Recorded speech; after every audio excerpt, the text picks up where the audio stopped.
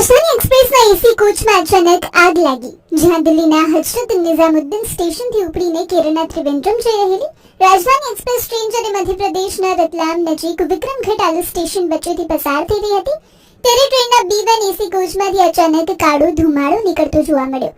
ધુમાડો દેખાતા જ તાત્કાલિક આ અંગેની જાણ એન્જિન ચાલક એટલે કે લોકો પાયલટને કરવામાં આવી અને ડ્રાઈવરે કોઈ પણ વિલંબ વગર ટ્રેનને ઝટકા સાથે ટ્રેક પર જ રોકી દીધી હતી.